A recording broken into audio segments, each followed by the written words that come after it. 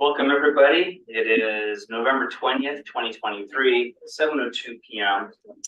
This is the meeting of the Lafayette Transportation and Circulation Commission. And we're bringing this to order. Why don't we do a roll call? Lynn, why don't you start and just give us your names all the way down? Oh, Lynn Hedane, present. And I Sarah there, present. I'm Carl DiGiorgio. And Greg Brown. Stella Witherspoon. Okay, and staff, introduce yourselves. I'm Patrick Collier. I'm Matt Luttropp. Great, thank you. I got something. I don't want to put anyone off, but I'm visually impaired, and that's why I have to wear my hat. The lights are very bright. Yes, nobody It's was not trying to put off Okay, anyone. I'm really upset by this. All right. Okay, so we have a forum. I want to remind people online that we have a hybrid Zoom meeting that is it's non-recourse. That is, if the internet goes down or there's technical problems, I'm sorry, that's the way it is. A lot of people have kindly joined us tonight, and we'll give preference for their comments first, and then remote comments after that. I don't have any changes to the agenda. Anybody want to make any? Somebody approve motion to approve. Second. All those in favor say aye. Aye. All right, that's good. Now we're on the agenda. If you're on it, there's item public comments for items that are not on the agenda. So if someone's here to talk about something other than Boyer Circle, or even if you're here for Boyer Circle, you're welcome to speak on any. I don't see any hands raised. Anybody online want to speak at public comment for items not on the agenda? There are no hands raised. All right, then we're gonna move on. There's no old business. We're actually gonna handle TARs later. So let's get to 7A. This is the proposal to restrict parking along Boyer Circle. There is a staff recommendation, a staff report, and then we'll have public comments after we go through the staff report, and then we'll have discussion, and I'm sure we'll loop Matt into this the whole. So you want to take it away? Yeah.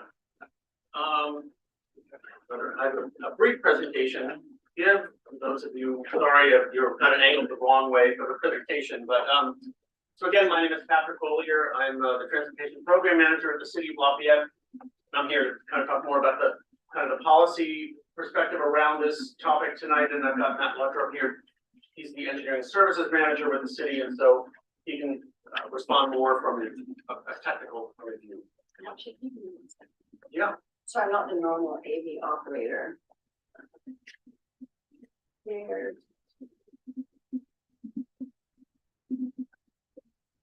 Oh, yeah.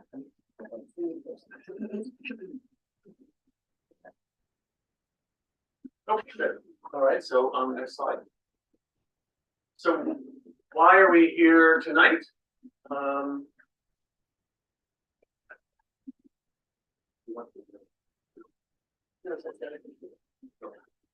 So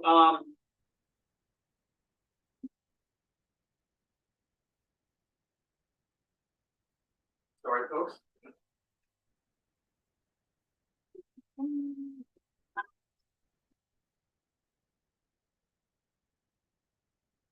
Last week, the consultant mumbled something of command out. There we go. Okay, we're set. Okay, so we are here tonight because staff received a transportation action request form, or TAR, received by a resident of Boyer Circle, proposing a restriction of parking along the street. And because of this, staff is obligated to conduct an analysis, make a recommendation.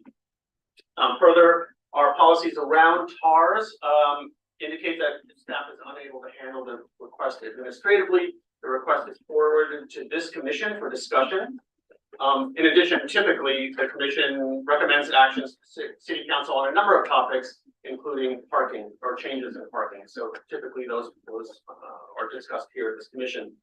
So that's why we're here today, to review the request for the TAR, discuss the staff analysis, receive public comment, respond to questions and answers, and then commission will decide on the next step. So the remainder of this presentation provides a discussion of elements that led staff to a recommended restriction of parking along Boyer Circle. So for those who aren't familiar, Boyer Circle is a two-lane roadway at the bottom of Dewing Avenue, with Dewing being the only access into or out of Boyer Circle. Boyer Circle is a circle. It's shaped like a lima bean, and I mention this because unlike many streets, Boyer Circle has almost a continuous non-linear layout that in many locations doesn't provide drivers with the ability to see beyond the curves that are ahead of them. So this is important because given this roadway alignment, a parked vehicle also restricts visibility for drivers and forces them into the opposing lane of traffic, which is challenging given that much of Boyer Circle doesn't allow for unrestricted sight lines or for the ability of the driver to see an oncoming vehicle. What's also not evident from the map is that the topography of the roadway is fairly steep as well. Boyer Circle is also very unique in the width of the roadway. So this is a map that shows the curb to curb width of the roadway. The measurements here represent the paved sections of the roadway. Doesn't include gravel shoulders or any of the parking paths that have been built around the street, you know, typically on private property. So you can see how much the width varies. The widest point of the road being 23 feet and 7 inches, and the narrowest section being 12.5 feet in width. And then it ranges pretty continually throughout the length of the street. Before you go on, it's important to mention that the approximate width of a parallel parked car is 8 feet. So this 8 feet dimension accounts for differences in how close a car is parked to a curb. So the clear width of Boyer Circle, meaning the unobstructed roadway width, unobstructed by a parked vehicle, when a car is parked along the curb is approximately 8 feet narrower than the measurements shown on this map. So the next few slides provide some policy context around the proposal. First and most importantly, staff concern about on-street parking along Boyer Circle is focused on the ability to provide access for fire and emergency response vehicles. So this concern has been heightened given state and local concern over wildfire risk, and our council has recently directed engineering staff to work very closely with county fire on roadway projects and other initiatives to ensure that streets allow for emergency vehicle access, comply with fire code, and that we address any hindrances for the fire department. So this slide shows the state's fire code with regard to unobstructed roadway width, and that is quoted at 20 feet in the state's fire code. So that 20 feet clear width is also confirmed by county fire in our discussions with them about Boyer Circle. We've had numerous discussions with them. So previously, I had indicated in a letter that I had written to Boyer Circle residents that 16 feet of clear width was required on existing roadways that don't meet fire code. And what that is the fire department refers to those as non-conforming streets. So streets that are existing but don't currently meet fire code. But in subsequent discussions with county fire, they've indicated that 20 feet of clear width along the roadway is required. Matt and I have been working with a few folks over county fire and have requested that Captain George Lang attend tonight's meeting just to give more perspective. But he unfortunately was unavailable. Captain Lang is a captain of community risk reduction at county fire. Lafayette's municipal code also addresses on-street parking on narrow roadways. And this shows that this code shows that the city manager can restrict parking on both sides of the street via signs and markings on a street with a width that doesn't exceed 28 feet, or along one side of the street with a roadway width that doesn't exceed 36 feet. And so our municipal code, I just wanted to show that our municipal code is aligned with the fire code and that it acknowledges that 20 feet of clear width is required on those narrow streets before on-street parking is permitted. Next. Finally, I just want to have a quick discussion of the city's recently adopted safety element. So the safety element is a state mandated general plan element that identifies potential natural and human caused hazards that could affect Lafayette, its residents, businesses, and services. The safety element identifies risks associated with wildfire, earthquakes, drought, and other safety risks. And as I mentioned, articulates a number of goals, policies, and programs indicating how the city should address the identified safety issues. So as you're all aware, fire is, the Contra Costa County Fire Protection District is responsible for providing fire protection services and manages the wildfire mitigation program. And so they've contributed quite extensively to the development of the safety element. There are a number of policies and programs within the safety element that discuss on-street parking, but most relevant to tonight's discussion is shown here. The policy and resulting program that articulates the need to establish and enforce no parking zones on narrow roads to allow access by emergency vehicles and to facilitate evacuation. And so while tonight's discussion does focus specifically on Boyer Circle, I did want to acknowledge the obvious implications of this policy on other narrow city streets, and staff will have to address this in collaboration with County Fire at a future date, and will. What this looks like and under what conditions this may be applied on other narrow streets across Lafayette, I'm not sure, but staff will be initiating those discussions soon.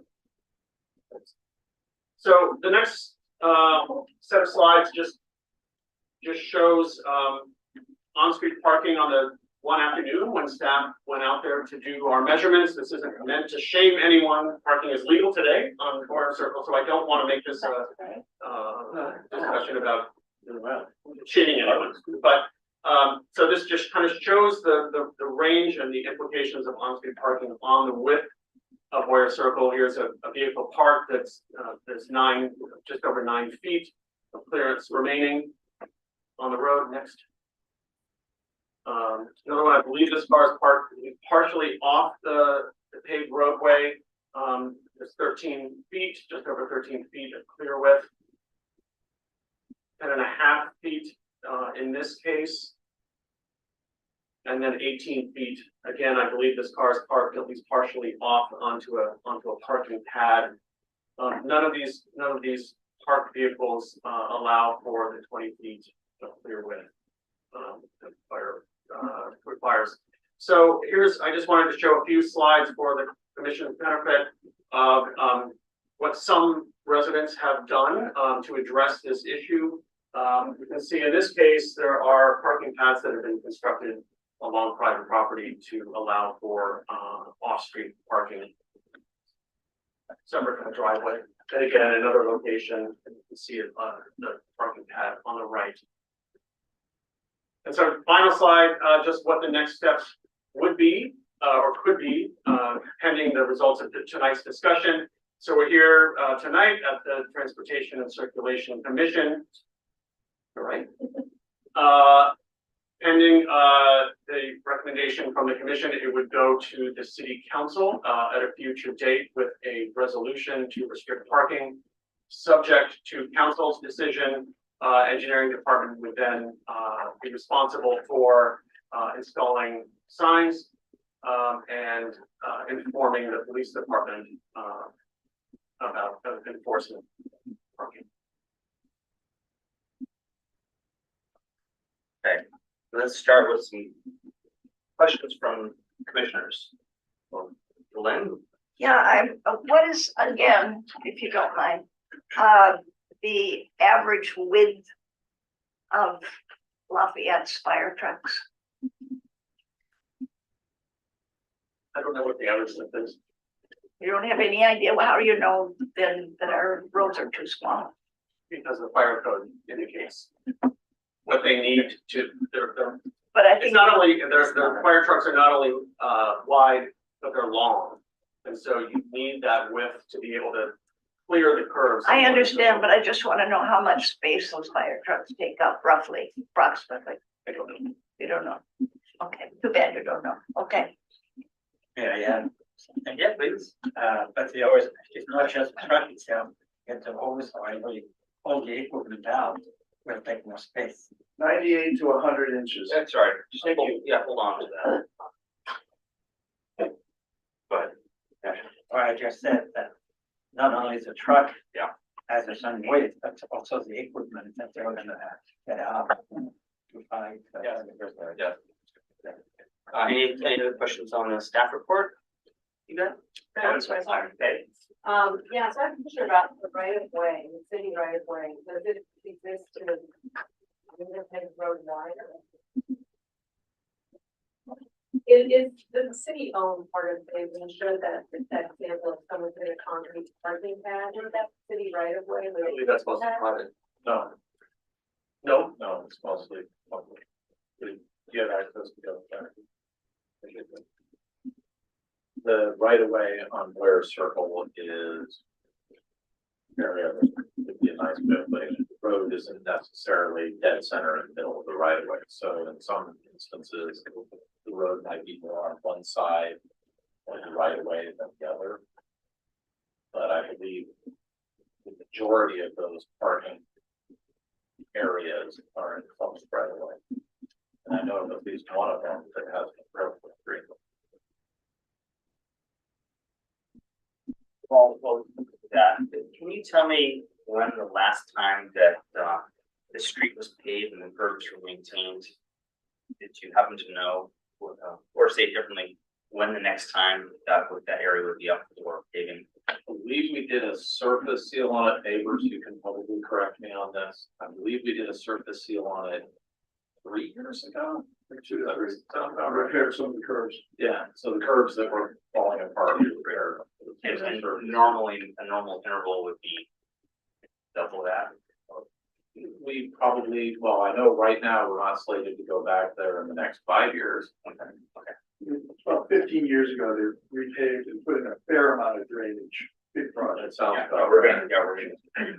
Okay, I'm only asking about just looking at that, because I, from the pictures that I saw, and when I drive through there, the curbs look to be in pretty good condition.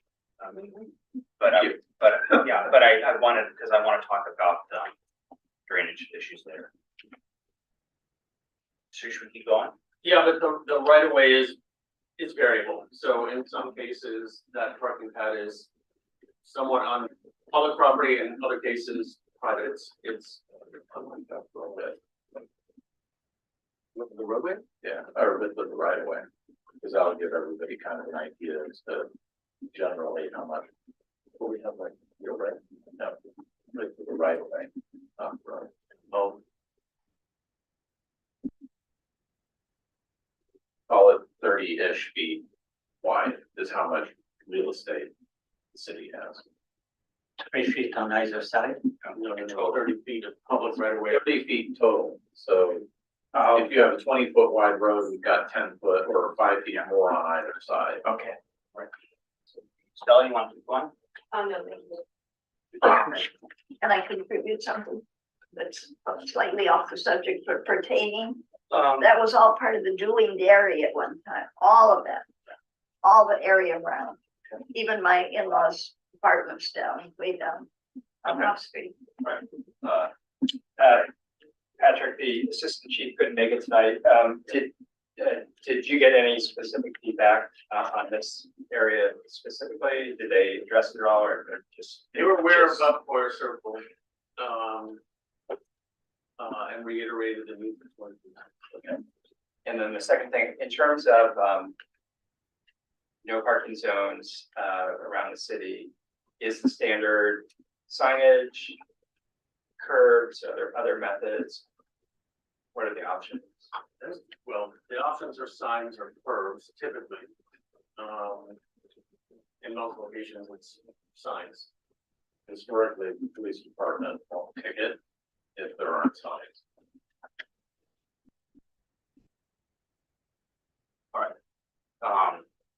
You have other questions for staff? All right, Any questions for staff?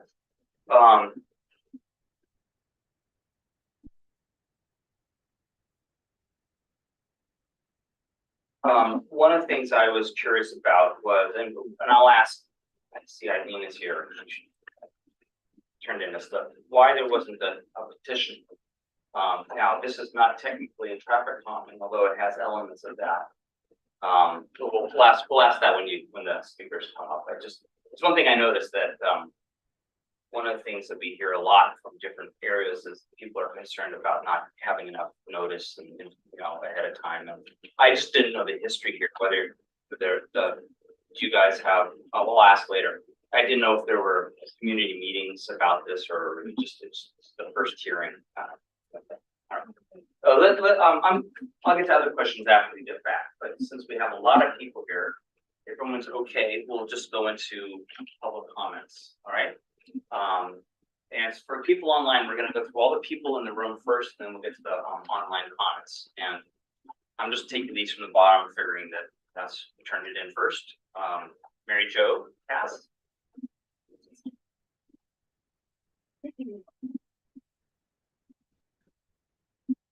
Thank you, commissioners. I really appreciated the very thorough report that was presented today. Thank you so much. I'm in full support of the report. I do think we have some serious problems on the circle, primarily dealing with potential emergency situations with fire and ambulance. And I do have a photograph here. I'm not sure how to share it, but I took a photo of the fire truck on Boyer Circle when it was called for an emergency medical condition about a month ago. And if you want me to share it somehow with you, I'd be happy. Pass it around. Well, actually, we don't have audio visual ability to put it up for everybody here and online. Okay, But if you can email it to Patrick later, okay, then we can use that if subject comes up again. okay. But just can you describe though how much width is on each side of the fire truck? There's virtually maybe 2 feet on one side of the fire truck and 4 feet on the other side. And what location is that picture taken? It's on the curve. I'm not sure what the exact address is, but it's on the north east side of the circle. Okay, Yeah, keep going. Sorry for interrupting. okay. So we have a lot of congestion, you know, with cars parked on the street. So when you drive, you're going like this, and there are delivery vehicles. And there are more children in the neighborhood who are walking to school, and a lot of people walk dogs. There are no sidewalks. So it really is a serious safety issue. And, you know, I'm sorry for those residents that would have to make modifications to make their living situation with their cars a little more workable. But I think for safety reasons that we really have to take this step. There was an automobile that exploded on the circle about 2 months ago. It was caused by a leaky oil, and during the middle of the night, it just exploded. The fire trucks had to come. It could have, had the fire trucks not arrived in a prompt manner, it could have, you know, ignited some of the homes in the vicinity. And, you know, I live at the top of the circle, and so do a number of people who are here, and we have the most difficulty with possibly exiting, because you only go downhill and there's, in a situation where there's a fire, people are going to panic. If a tree falls across the pavement, you can't get out that way. So I really think that whatever steps we can take to minimize our exposure to danger at this juncture, I think they're very important, especially what happened in the Oakland fires and in the recent Maui fires. Thank you very much. Well, say any questions? All right, thank you.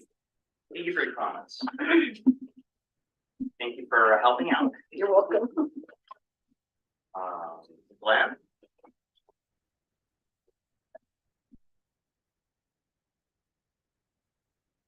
I live with the previous speaker. I'm at the Lima Bean, in the middle of the Lima Bean on the uphill side. Okay. So we're literally almost one of the furthest to have to travel. And the width of the road in front of my house is 13 foot 5 inches. And even if there's a right of way, it's a steep hill. I don't know what you would do about a right of way. There's nowhere to go except unless you want to start tunneling through that area. So I'm in favor of doing something, because I think we are all reached the point, particularly with construction that has been occurring on the street, that it's a nightmare. You know, you go to the left, you can't get through, you go to the right, and it's, you know, congested by people parking alongside. On Thursdays, the garbage is out there and you literally are pushing cans with your bumper because it's so narrow at sometimes, and people are just narrowing down the area in which they park. So I know that we've had probably about 7 or 8 outages of electricity in the past year. Every time one of those occurs, the first thing you think about is, oh my God, is this a fire? Are we gonna be having to evacuate? Are we gonna be able to get down the hill in a timely manner? And right now, I don't have that confidence. I need to have that confidence. So I think that this will inconvenience some people, but it has to be done. One thing that I request is, and I don't know if there's something already available or something to be considered by the city. Is there sort of like a placard or a voucher system so that like a gardener who comes in and they can't park in your driveway because they're gonna clean your driveway, where they can park for a short period of time? Or, you know, even if a contractor's there, is there some system of permit or something for a short period of time? I realize that we're never gonna hit that 20 foot on that street, but we do know that the fire truck can go in front of my house and it's only 13 ft 5 inches. So it isn't going to impair every square inch of that street. And so it would be nice to have a system that's available to citizens so that we can arrange for deliveries or we can arrange special conditions on when needed. Thank you. Any questions? So I just make sure I understand your comment about passes and so forth. It has to do with if parking restrictions were implemented, right? Okay, thank you. Yes. Yeah, Is it open on the street? it's not all. Could I ask a question? Yeah. When you said 13 ft 5 inches, you didn't mean the street, did you? Did you? I meant the street. You Yeah. meant the street, not the truck. No, the pavement in front of my house is 13 ft 5 inches. Yeah, thank you. Okay, let's see. Jim Cummins, sorry. I live next to Glenn. I've been on Boyer Circle for about 26 years, and it seems to me we were here 10 or 15 years ago to discuss parking on Upper Dewing. It was asked at that point, did we want to tackle Boyer Circle? And at that point, we said, nah, we're good neighbors. We're all friends. We'll self-police. Could I have your name again? Jim Cummins, Jim C-O-M. what, Cummins? Cummins, yeah. We've all gone through the facts. It's a half-mile street. It's roughly 12 to 22 feet wide. It's for the most part 16 feet. Two cars can pass each other. I've been out. I've had to back up my car to let other people through when people are parked on the street. I've had to stop, get out, and move trash barrels so I could get by. I've had to turn around and go the opposite direction because I couldn't get around. I'd have to duck into driveways and between cars when I'm out walking the dog at night.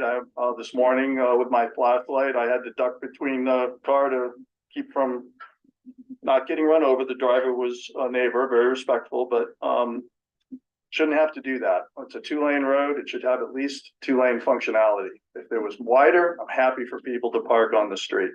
There's blind corners, a few places where it is a little wider, but they're completely blind. You can't see around them. Forces you into the lane of the oncoming. Does slow us down, which is good, but you can't see a car and possibly you could get into a head-on collision. I do have a couple of concerns. Off normal circumstances, deliveries, 15-20 minutes, cool landscape, maybe an hour, construction, 8+ hours a day for as much as a year. How are people going to manage that? We've had 6 major construction projects in the last 5 or 6 years. 3 of them were done by owner occupants. They went real well, very respectful, very decent to try and coordinate. 3 of them were done by speculators. That sucked. It's horrible. It's ridiculous. But that said, there'll be future construction. So what are people going to do if they need to allocate a few spaces and probably encroach on the 16, 20-foot right of way that we're all trying to achieve here? Is there some kind of way to permit it? Is there some way to regulate it? The next thing is rules are great, but how are you going to enforce this? I mean, it's not just during the day. It's not people who work at Trader Joe's or down at the restaurants who are parking up there and then hiking down the street. These are residents who like to park on the street, store their cars on the street. How are we going to enforce this? It's no sense having laws if you posting signs if there's no way to enforce it. And then finally, the last time we were here, there was a mantra that kind of evolved through the course of the conversation. It was really simple. It was like, hey, people, just park in your own driveway. Really simple, park in your driveway. And that mantra, I mean, it stayed with me for 15 plus years. I think if everybody in this room could figure out a way to park in their driveway, we're really not gonna have too much of an issue. So, I'm in favor of restricting the parking in some way, shape, or form. Okay, hold on a second. Wait, You go ahead first. okay. What to do about company?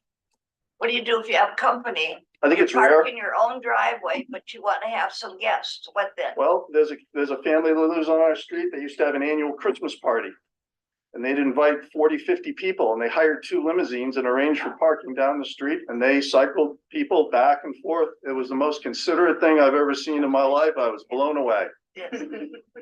Most of us have reasonable sized driveways. There are a few houses, some of which are almost brand new or 100% remodeled, that were not forced to address extremely substandard parking, and they sold for $2-3 million. And it's like, I don't know how that happens, but it did. And they're forced to park 2 cars on the street adjacent to each other, about 10 feet in between, day in, day out. And they own a $3 million house. And it's like, why? So we need to help work with them if they need variances, setbacks, cut down some treasured oak trees. We need to help them figure out how to develop parking on their places. I'm happy to support any variance that they might need. All right, one last question. You mentioned 15 years ago, there were changes on doing. Upper doing, yeah. Upper doing, okay. They pretty much banned parking. A lot of people on the street were very concerned at how people were parking on that street, turning it into a slalom I course. just and a verified demi-rod. how long ago before my time, so I think it was about 15. Lynn was here, and I don't know if any of the rest of you sat in on that All right, one, but thank you. very good. Thanks a lot. All right. No. Melissa McKee?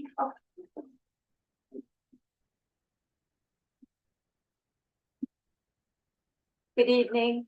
So, we are at 3661 Boyer. The PT Cruiser you saw in the picture was my husband's car.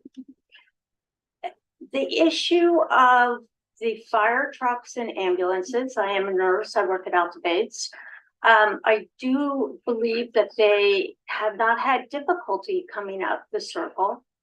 The one thing I find that people are talking about is that we do not want our lives to be inconvenienced. It's an inconvenience to slow down. It's an inconvenience to have a neighbor go past you. And unfortunately, or fortunately, where our house is, we're on the hill, and many people go past our house and speed up. They accelerate and go very, very fast. And of course, honk their horn and go around. So we have the PT Cruiser out in front of the house, right up along the side. All cars can get past it. We talked to the delivery trucks about it. We talked to UPS, FedEx, all the people were able to get around it without any difficulties. But it is an inconvenience for some people because they have to slow down. And I think that that is one of the issues that are going on here, that yes, fire safety is an issue. The street will never be 20 feet. That means people will have to change that. But as neighbors, we need to be more considerate maybe and have a greater respect for just taking time to go down the hill. And if it doesn't work, it's a circle, you can go the other way. And that is my major statement. Taking time to be considerate for just maybe stopping and waiting for the other person. That's it. Any questions? I just had a question. So, Yeah. So do from your comments and from yes, is Robert here today? Oh, okay. Then we'll hear from you next then. I'll ask you when you do that. Never mind then.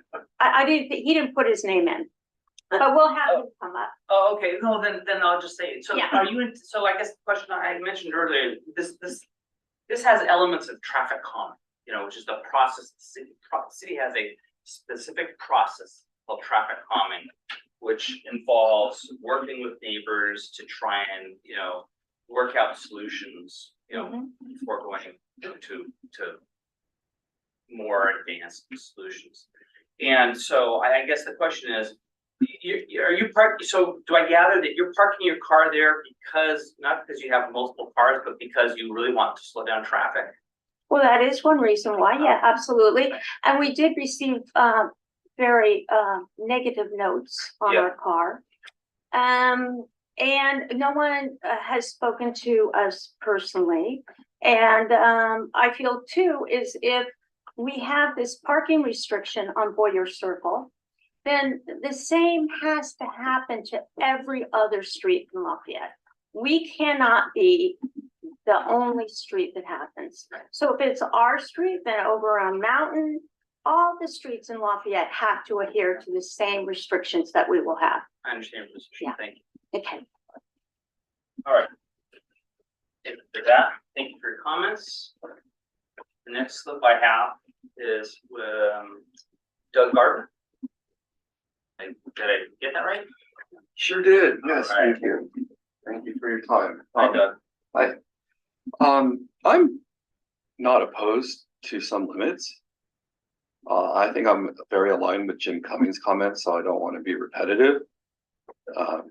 My concerns are simply this: I feel like it's a very rushed process. We've gone from nothing to no parking. And I benefit, I probably live at the widest part of the circle at the bottom. So, you know, but it's not about me. That's not the issue I'm talking about at all. I just think that it seems that, sorry, Patrick, I'm concerned with just the detail and depth of knowledge. We didn't know about right of way as an example, or city property that's owned. We have not had any kind of discussions as a community. And I feel like there is no nuance. We have no plans for any other contingencies. There will be continued construction on Boyer Circle, just like in any neighborhood. It is an inconvenience at times. We had our house remodeled and we did everything we could to really follow the city guidelines to make sure that we did not impose. And we are at the base where people will always pass our house to go up. And so I just ask that there is some nuance and some consideration of what will happen during the day, what will happen when people do come and visit. Enforcement. Are we going to have police cars coming on Boyer Circle at 10, 11 o'clock at night to give parking tickets when we have a crime issue? So once again, I'm not opposed to reasonable restrictions. There are safety concerns. Everyone walks dogs on our circle, and we all, it's a little scary. And so I think that, you know, I just would ask that there is a deeper conversation and a consideration of other variables. And I think it's, you know, lastly, I'll just add that I feel like there's like a community punishment going on for certain family or families that have the ability to park their cars and not make this an issue. Family you just talked about before has 2 cars parked and covered that are unoperable in their driveway. Move those, do something with that. Their car doesn't have to be parked there. And that is something that is about the community. It is about the circle. It is something we should be able to work out. So thank you. Any questions? Thank you for I have a question, and it's really for the whole audience. I don't know how many people have garages that look like mine, but how many people do not have their cars in their garage? A lot. We don't. Got everything else under the sun, but not a car. Yeah, thank you. How about you? Very much. How about you? I have 2 cars in the garage, and when we redid our house, our neighbor allowed us to utilize 4 feet of their property, so that we could put 2 cars in tandem on the upper driveway of our house. Congratulations. Yes, so. Louis, Else?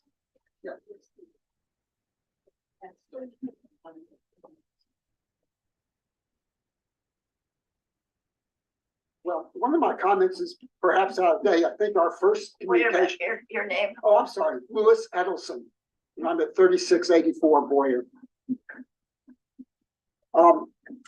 Originally, we said that you needed 16 feet clearance, but now we're saying that the fire trucks need 20 feet. So I think the street in front of my house is the widest point, which was measured at 23.7, I think. But anyway, I measured it as a little bit more than 25 feet.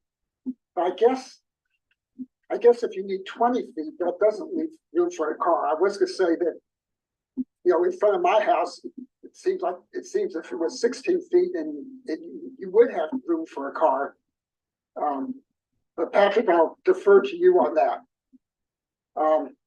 And my second comment is I'm also wondering, what are we gonna do about people who come to work during the day at the houses, construction, the yard maintenance people, and guests?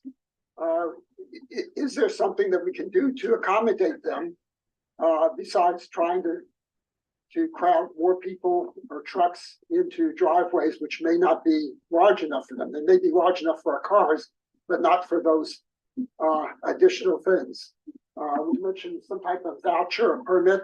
Is that possible? I'm wondering. Yes. Can I ask you a question? There were pictures that I have seen off and on of areas that are wildish in the neighborhood. Are those between the houses? Where are those properties where there's wild land? Oh, I'm sorry, you know what, have you finished your statement yet? I'm Uh, sorry. Yeah, but actually, my property actually goes through the circle. Yeah. And the upper part of my property is basically trees and brush and such. And it's a very steep hill at that point. Okay, sorry. Yeah, so I'm at Yeah. 3684, and probably that's the widest part of the street. And perhaps parking could be allowed in front of my house because it is the widest place. I'd have to leave that to your discretion.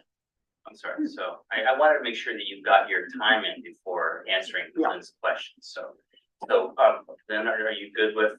That's, yeah. Okay, right, and thank you for your letter, by the way, also. Any other questions? All right.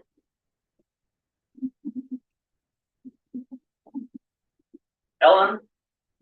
You're up. Hey, I would like to Last thank name. you guys. I'm sorry, last name, Marienthal. what? Marienthal.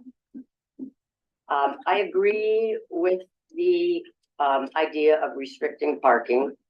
We've lived on Boyer Circle for almost 40 years, and we've never really had a horrible issue with the parking up until about 10 years ago. And it seems that it's getting worse and worse because people are choosing to park on the street rather than in their, in most cases, ample driveways. Most of the houses have garages that have 2 spaces, and then they have a driveway that would allow for another 2 spaces. And sometimes none of those are utilized, and all the cars are out on the street. In some cases, when you're coming around a blind corner, whether you're walking your dog or you're driving, you are really thrown into the wrong side of the street, and it's extremely dangerous. I have had several instances where I've almost been hit while I've been walking my dog, and I've also had to slam on my brakes so hard that everything on my passenger seat went flying onto the floor because somebody's coming around the corner and they have to be in the lane that I'm in because of a parked car. So I just feel like we've tried with asking people to park in their driveways. It's not worked. We have looked at the restrictions, the rules, the regulations, and it seems that it's really all about, are we following what the fire trucks need or aren't we? And I don't think at this point we're even close to following what a fire truck needs. We are at the very top of Boyer Circle, and I am really concerned should something happen, whether it be medical need or fire need, that I'm not going to be able to get help because they can't get to me quickly. Or they could get to me, but maybe they're 1 or 2 minutes slowed down. That could be life or death. It could be putting out a fire or the fire taking off and starting to burn the entire hillside. So I really appreciate you guys looking at this, and I really think something needs to be done. I'm not sure what. I think there are probably some places, like in front of Lewis's house, that are quite adequately wide for a car to be parked. But there are other places where people are using the street as a garage. Okay. Any questions? Right, well, thank you for your comments.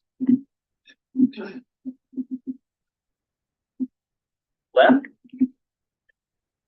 And why don't you, why don't you, tell us your last name, because I can't read it. Oh, yes, sir. I have pretty bad handwriting. My name is Len Mason. My family and I were relatively new residents. We just moved to Lafayette into California this summer. We have a very small driveway. We can fit 2 cars. We are always doing our best to park our cars, our vehicles. We actually stored a vehicle for a while till we could sell it because we didn't want to inconvenience our neighbors. So I appreciate the concern. I appreciate the risk concern with fires.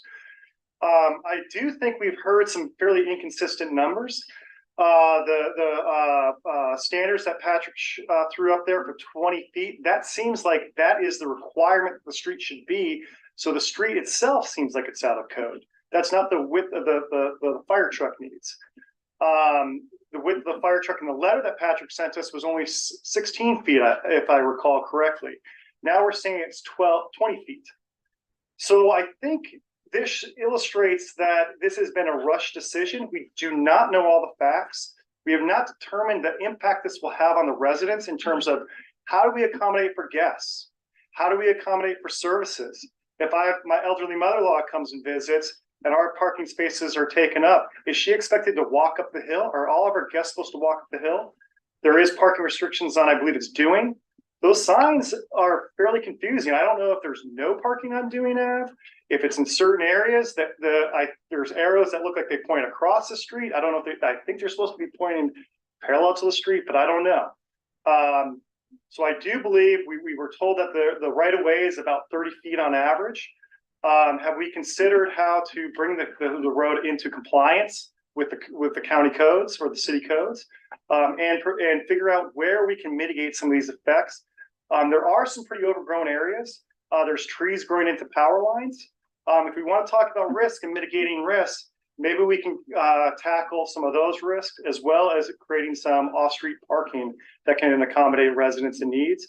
I don't know if these are the answers. However, I think we need to explore this.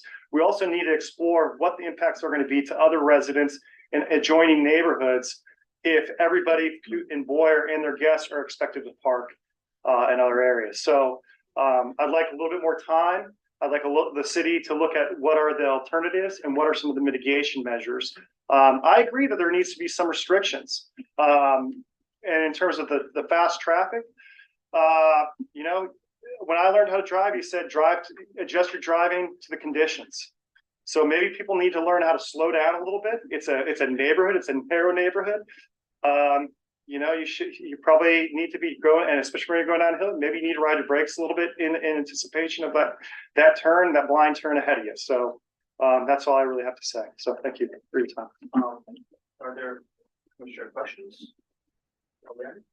Yeah. Why, maybe I could ask it, Patrick.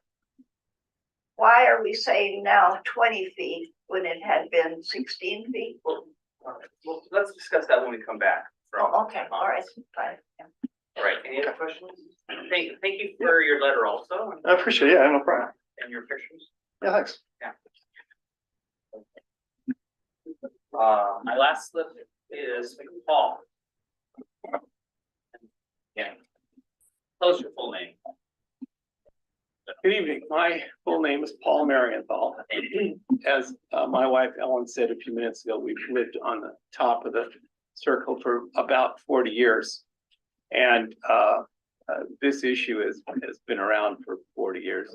It's been a problem, but it's been exacerbated in the last 10 years for a variety of reasons. But I think that, as I listen to the comments and some of the questions, it comes to my mind that if this commission tried to solve every problem that a parking restriction would create before they adopted a parking restriction, I can guarantee you that nothing new is going to happen, because it's not possible to impose the parking restrictions that we want and satisfy each and every need that every individual neighbor has.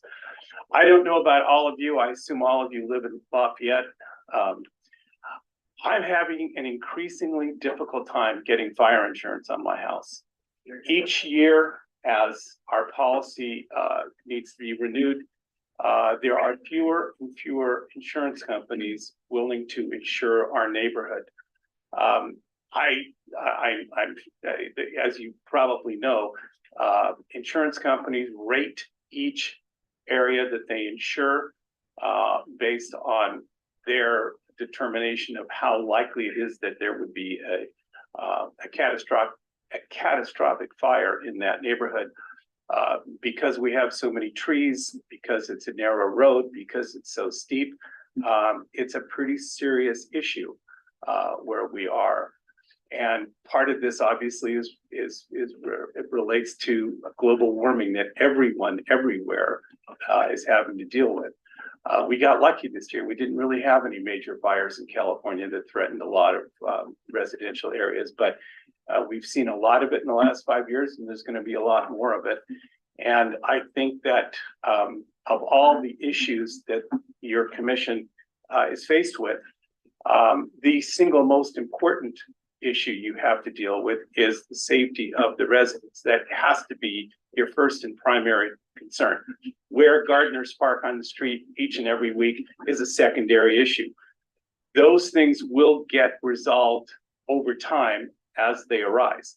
But the first thing that has to be done is to make sure that the state has, apparently, according to the report, has adopted new regulations for this exact reason in the last few months. In August, the city of Lafayette has apparently adopted those same regulations into its, not its charter, but it's adopted it for use in Lafayette. And I think it's frankly incumbent upon this commission to further implement it the way the staff has recommended. It's exactly what it should do. Could you wrap up, and then I have questions for you. Sure. The only other comment I want to make is to address what Mrs. McGee said. Yes, I totally agree with her that everyone in every neighborhood should be respectful of their neighbors and go out of their way to try to accommodate whenever they can. She mentions that neighbors sometimes honk their horn as they drive by their house. I don't honk my horn, but I can tell you if people are honking their horn, it's out of incredible frustration of years and years of them parking that car where they do, knowing full well that it's so inconvenient and dangerous for us. We've had it, and we've asked them many times not to do it. They have 2 cars parked in their driveway 24/7 that are covered, inoperable, and they have a fallen tree in their driveway that they refuse to cut, which inhibits their ability to. I get where you're going. Okay. So this one, you mentioned a new California law, and I'm sorry I missed that, or maybe staff, but can you clarify what law you're talking about? Sure. It's in the report. Oh, okay. Okay, thank you. Yeah. Okay. Yeah. All right. Any questions? All right. Thanks for your comments. You're welcome. All right. Perhaps anybody else in the audience want to speak? Okay. Then let's go to online comments, please. Okay, we have just one attendee during our parades, and apologies for the pronunciation, but it's Ueli Tribely. To unmute yourself. 2 minutes. Hello, everyone. Can you hear me? Yeah, would you please say your name for us? Of course, commissioners, neighbors, this is Uli Friedli speaking. First of all, we really appreciate, we're a family that lives on the west side of Boyer Circle. We have two little children, 6 and 8, and we moved here about three and a half years ago. First of all, we really appreciate this hearing process, this public hearing process, where the community comes together to solve a problem. Our intention in making a statement is to improve the situation for everyone in the neighborhood, and not, to have a personal agenda. We don't are directly adjacent to Boyer. We're on an off street, so we don't need parking on Boyer, but we drive up and down. I would like to talk first about the lack of space on Boyer Circle, then about the practicality of solutions, and then thirdly about our preferred solution. I think many people that have spoken have mentioned it. There's definitely a lack of space on Boyer Circle. There is no sidewalk. There's no space for guests. There's no space for contractors, for fire trucks, for ambulances, for utility trucks, Comcast, PG&E. There's vegetation. It's overgrown. There's no consistent dual-way roadway. It's unsafe. The road is not really a road. It doesn't comply with the law. There's a 30-foot easement that the city has to build a road, but it's not been used. So it appears to us that there's clearly a lack of space, and there's already a right for the city to build a road that hasn't been used. That's our first point. Second, the solution proposal to prohibit the usage of what isn't a road but should be a road doesn't seem to be practical. Just to tell people not to use the road won't make it possible. People still will have guests. They still have PG&E still needs to use the road. Vegetation needs to be cut. All these use cases don't go away just because we prohibit it. People will keep doing it. There's no other way.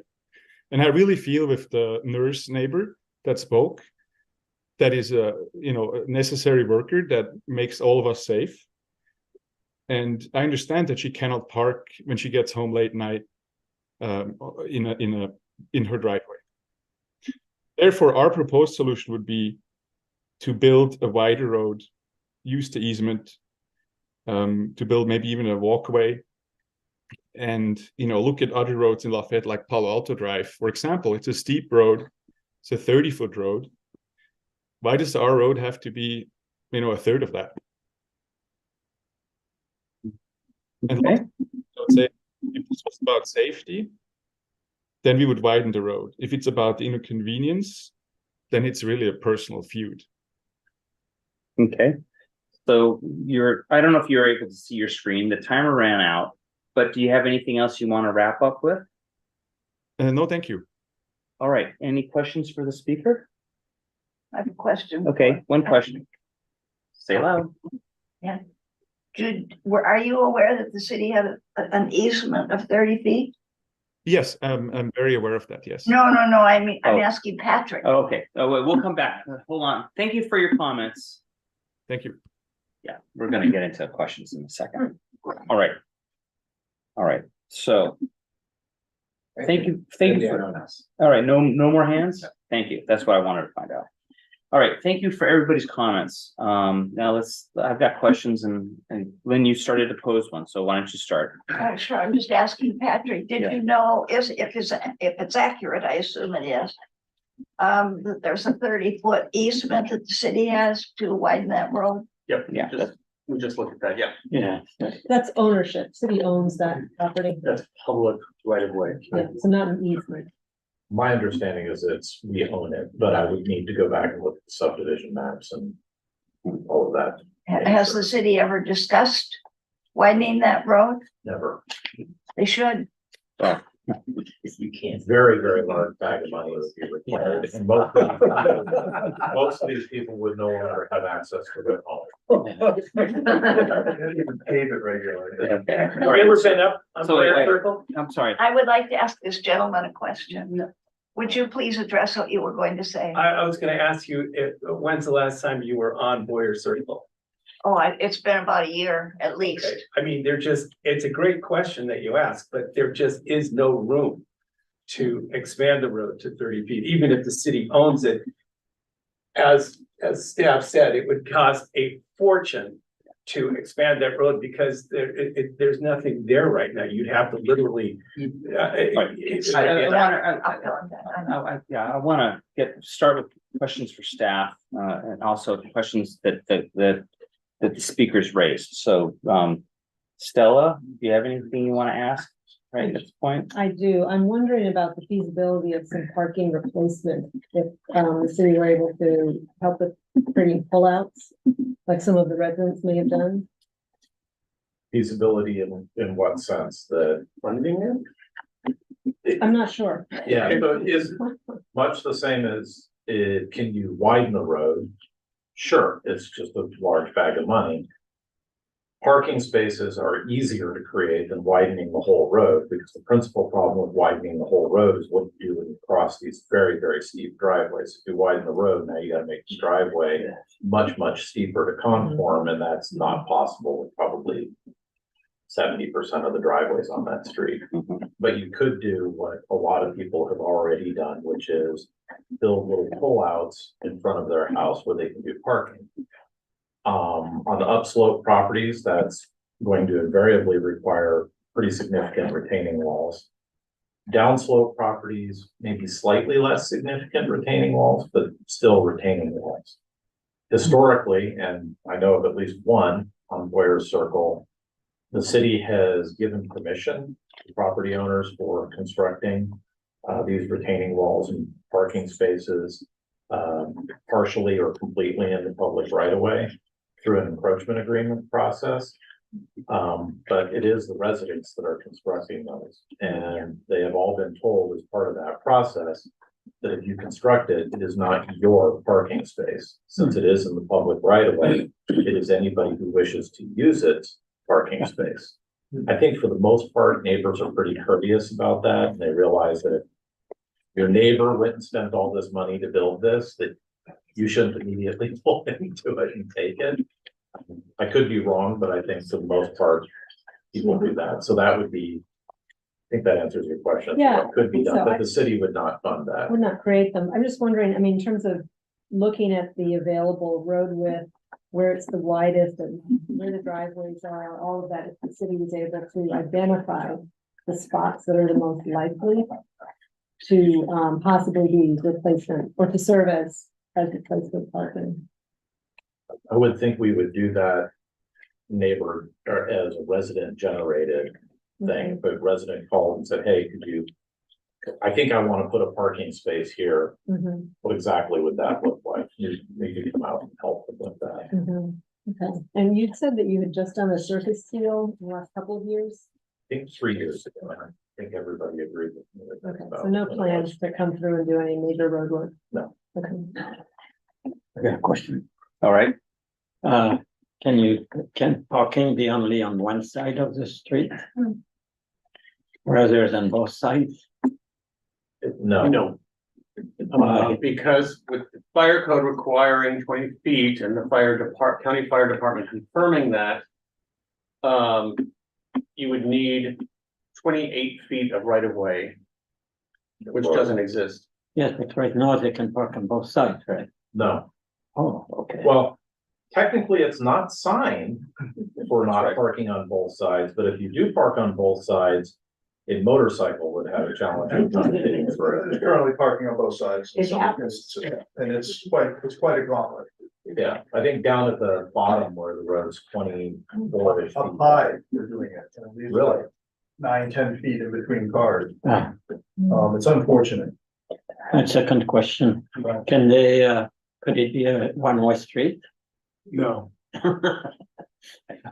Technically, yes. No. Community wise, maybe Yeah, not. obviously. The All right. driveways are such that you can't very do good. that. I'm sorry, what was that? The driveways are such that you can't do that. Yeah, you can't exit. Yeah. Okay, so Greg.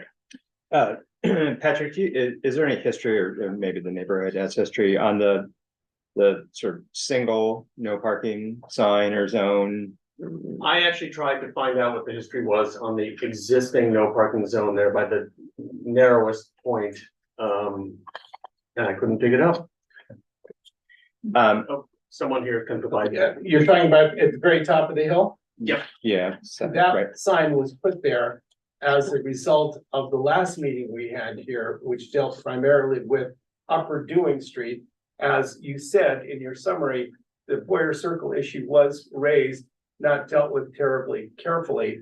But at that particular spot, which is directly in front of my house, they concluded that it was ridiculous for someone to park there, extremely dangerous, not just because it's so narrow, but that's the very top of the hill.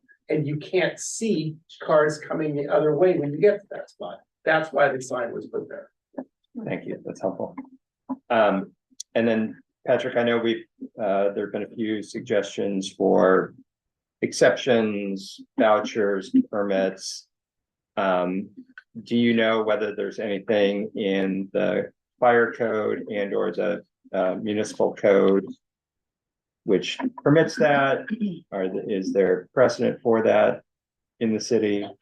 I know no precedent in the city, or I've never heard that anywhere else, although that doesn't mean that it doesn't exist. And before commenting on that, I would want to get input from fire on that question.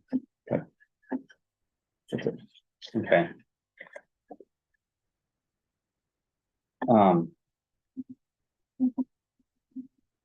One of the letters from one of the residents, the Despins, Nicole and Ella Despins, said that, well, this was back to the doing, and this is the question that's been raised again and again. Put in no parking signs.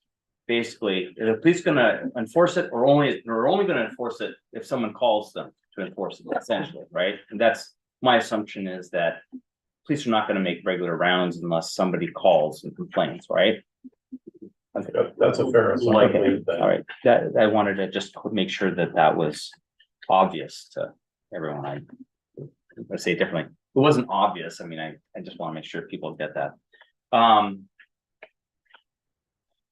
Drainage issues that were mentioned in your letter. Is the city, when they repave it, did they also look at the drainage? Is that part of the city's responsibility, or is that that's the homeowner's responsibility? Well, it depends on what, I don't know what the drainage problem is that is being referred to, but generally if the street drainage isn't functioning properly, that's our responsibility. Okay, and so I know we fixed a chunk of berm at the very top of the hill where the hill kind of moved and the curb kind of made a hole in the street. We filled that in, put a new berm on it so that hopefully it drains to the inlet now. Although it's been 3 years, the road's been moved again. Yeah, so 15 years ago, the city did fund $200,000-$300,000 worth of storm drains, and they ran out of money. So they went both sides, storm drains, 14-inch pipe, a lot of concrete. They didn't make it all the way to close the loop. So about 2/3 is probably got standard storm drain with grades and culverts. And if there's a specific problem that any of you are calling or any of you are having, please call me. Okay. And we can talk about it. We'll pick up. I'm sorry, Matt. So there is a mechanism for online. If there's drainage issues, you can submit a request. Well, the drainage issue has to do with the parking. Right.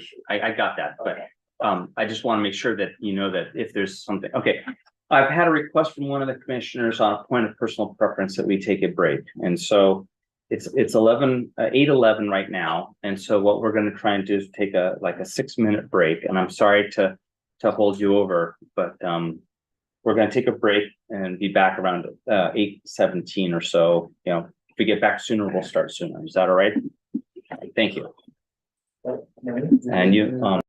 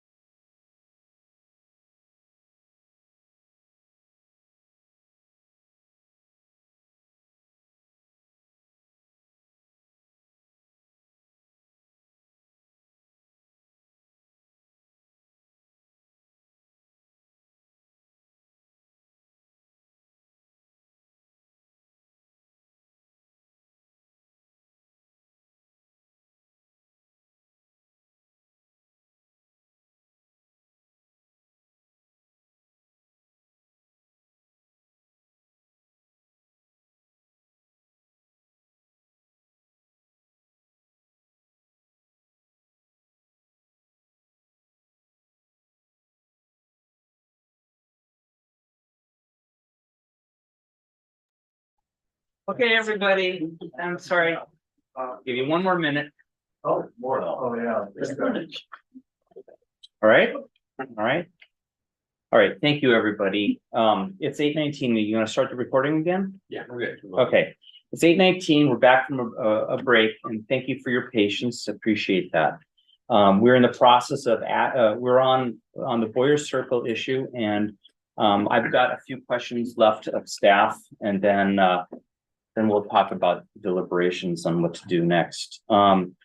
So one of the things when I was going through this report, I wanted to know, and I want to also state, thank you, Patrick, for those in the audience and online that don't know, Patrick had been pulling teeth to get information from the Contra Costa County Fire Protection District, and so I appreciate that you went through those efforts. But I think that I wish I had a little more information about what some of our neighboring cities are doing in these circumstances. For example, Oakland and Berkeley have many small, narrow, hilly roads, and I know that also Moraga and Orinda do too. Now, Moraga and Orinda are in the Moraga and Orinda Fire District, so but I would expect they would be, the same, but I don't know. So I wondered if you had any discussions with other cities or any examples of similar use cases like that what we're going through tonight, or maybe not. I just know that Berkeley, like the Berkeley Hills and Oakland Hills, are trying to address the same question, but in terms of like blanket policies, right? Yeah. So there are, some considerations about parking restrictions during red flag days versus non. And then the question of how to communicate, get your car off the street during that point. So I think everyone is grappling with the same issues in terms of a blanket, no parking on any street that doesn't meet fire code. Okay. I think there was a discussion, or we heard somewhere that there is no such thing as or is there a grandfather clause for, in other words, obviously the road wouldn't be built today. I mean, this was not, the city didn't construct the roads, it was the developer that constructed the roads many years ago, right? But 16, I'm just questioning, how much, I know 20 feet is what the fire department wants. I'm just kind of curious from a practical standpoint, whether we can accept less than that or not. I thought that they would accept less than that. Boyer Circle, like most streets in Lafayette, are considered by the fire department as non-conforming streets, meaning streets that exist that don't currently meet fire code. And again, I was having trouble getting a number from the fire department, which is why this took so long to get from the point of the submittal of the TAR to today. They've had discussions there and came back to me with a definitive 20 feet. Right. So that's. One of the residents, David Beld, wrote in a letter that was on that first group of letters, page 8. He mentioned, and I agree, if this is a citywide issue to some extent, and what happens here may or may not become precedent for other locations. And so I wondered if you have thoughts on that subject. What I told Fire is that we need to get together to talk about the implications of that citywide. But we haven't had more discussions than that. So our safety element was just updated or adopted in August. This is all new. Council has indicated that we engineering need to work with them and collaborate them on all of our projects to make sure that we are in compliance with their code. So there's more pressure on engineering now to accommodate fire in the work that we do. Okay. But how that might be applied citywide, as I mentioned in the presentation, I don't know. And then at the beginning, I mentioned that this has elements of both safety and traffic calming. If this was a TAR that was only about traffic calming, given the new rules on traffic calming, what I'm wondering if there's any not lessons, but any procedural aspects that this neighborhood might adopt that might help, I don't want to say resolve bad will, but there's obviously been a level of tensions developed over the years. And I don't know if that's anything that, other than what our traffic calming program asks for, is for people to get together and talk to your neighbors. Is there any other traffic calming items that we should consider? And what I mean by that is, one of the residents wrote in and said, do not put in speed bumps. Okay. Now, I have realized that there are issues with curves and hills on speed bumps, but it brings to mind the question of, if one of the concerns is traffic speed, why wouldn't we consider speed bumps in this area? Or is it is it just not something we consider because of the curves and the gradient? I'm not sure if I agree this is a traffic calming issue as much as a parking issue. Some have expressed that speeds are an issue. If that's the case, then the city needs to understand that there's a general community acceptance that agreement that there's a speeding problem, and the city should evaluate it and consider it, right? But there has to be evidence of speeding, which the city would collect that data. Right. To answer the second part of your question, it would be very, very difficult to cite speed bumps on Boyer Circle, because you do need to have decent sight distance to see them. Right. And I know of maybe 2 spots on all of Boyer Circle. I know one in front of my yard. Yeah. Directly in front of your house, would be one of the 2 locations. What's the speed limit on our street? I have no idea. I've lived there. 25 is outlandish. You can't do. I didn't say it was a good idea. Speed limit for residential streets. So I brought that up, and I'm not suggesting that we do that. I'm just saying that it seems that there are elements of a traffic calming need. Some people have, in a hilly terrain where there's short visibility and people have to slam on the brakes and things, fall off their seats.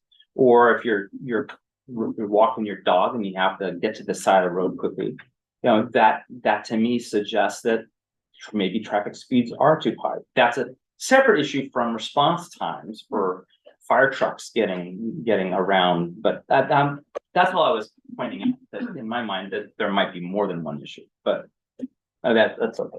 I have a question. Go ahead. Can I see the hands of the number of people that have lithium in their car, in their vehicle? Me, You mean an EV? Electric car? Electric? Yeah. Oh, electric. With regard to your car, Why? vehicles. Well, because they light themselves, they catch on fire, and there were just some more in the paper recently. And they burn themselves out. You can't put out a lithium fire. Well, that I don't know if that's. Well, I'm just wondering how many of those cars All right. are parked up there. All right, so I've exhausted my questions, and I've maybe said too much. I have one more question. Okay. I think Lynn had asked earlier, forgive me if we've already addressed it, but the discussion of 20 feet and 16 feet, could you just clarify that? So initially I had thought and hoped that 16 feet was the requirement for non-conforming streets, which are streets that are existing, but that don't meet existing fire code. Further guidance that I have gotten from multiple people at the county fire is 20 feet is what we are requiring, and I indicated that has some implications citywide. With that said, even at 16 feet, if you look at the map of the widths, it doesn't allow for on-street parking, right? So. Okay, so they said 20 feet for a roadway that's one direction, two direction, bi-directional, 20 feet, and then 16, maybe for driveways, maybe for new developments. Possibly, that's where I kind of remember hearing 16, but yeah. You heard 16 during the safety element? No, for driveways. If you have a new development, a new build house. Yeah. You have to have Right. the That's right. 16 and then the correct radii, et cetera. Okay. So the next question I had of both staff was the idea of, I'm more uncomfortable, I'm uncomfortable with putting blanket restrictions on an area without considering whether or not you should have only certain segments. Now, what you told me, that's what I went into this meeting thinking, hey, you want to only have no parking in certain areas where it's really narrow. And the question that I think what I'm gathering from you is or tell me, is this correct? When you were mentioning the Lafayette Code and the size requirements, would it be possible to put in no parking only on certain portions? Or given the width issue, you would say that would have to be no parking on the entire circle? There are, I think there's one, maybe two areas where if the residents tweak their frontage just a tiny bit, we're talking like a foot, there would be enough room for parking.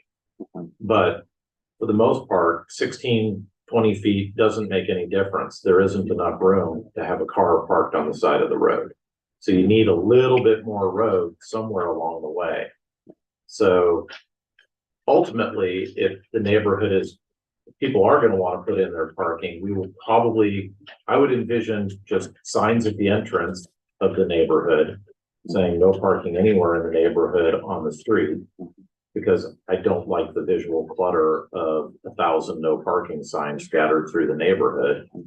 And then I think we would want to put a fog line on both sides of the street, the white stripe, so that people would know, don't park past the white stripe. So then it would be up to the individual residents to see how they can get their car not to cross the white stripe. Well, that would be at 20 feet now, the two lines. Let's face it, some of the street isn't even 20 feet wide. So Most of the street, it's not 20 feet. And that'd be 20. I think the white stripe that I would be inclined to paint would be along the edge of the existing road or 20 feet, whichever is wider. Because to your point, if the road's only 16 feet, where am I gonna put a 20-foot stripe? Can you go back to the presentation and put up the Lafayette ordinance? Yeah, my recollection was 28 feet and it's, there's not a spot that I see. I think 28 feet is parking on one side, so that would give you a 20-foot clear path. If you have 28 feet, but right, but it doesn't appear that there's that. You don't have that anywhere. Anywhere, right? Would you repeat what you just said? Me? Yeah, the white line. Oh, the white line Yeah. comment. If ultimately this gets put in place and people are wanting to try and get parking on the side of the road, I would be inclined to paint a fog line on both sides of the street. So little white stripes that would either be 20 feet, give you 20 feet of road, or whatever the existing road width available is now. So if you only have a 16-foot wide piece of road, the distance between those two white stripes will be 16 feet. But then if people want to try and figure out how to make a parking space in front of their house, they have some guidance as to how far they need to go, because that white stripe, as long as you can park so you're not crossing that white stripe, you're good. That's lawful to do that, you think? I think it's defendable. Yeah. I don't think the police would ticket you. That's the important part. Even though it's a requirement from the fire department? Fire department, I don't believe is ticketing anybody for anything. Well, that's true. It's their job to enforce it, but I don't believe they do, which is what instigated the TAR. So Greg was asking about the municipal code there. Did you want to clarify your question or? No, I just wanted to confirm and you know, and in looking at the map, I mean, there's really nowhere that meets that. So I mean, following up on your sort of segmentation issue, but I don't personally see that as an option. I had to ask. I get it. The other thing I wanted to add, explore again, and there's been a lot, and this is a comment we also heard from the Burton Valley residents about no parking greatly impacts, residents trying to get work done or, gardeners or whatever. So, and I don't recall during those discussions that there was really any kind of way to solve it because, delivery trucks are just gonna park there no matter what, that's fine. And people that are, a lot of people can have the help come into their driveways, but just to clarify, you said you didn't know of any like day passes or anything that would prevent people from getting tickets, but the reality is, my question earlier was, they're not gonna get ticketed really unless somebody calls the police, all right? But is it worth looking into day pass?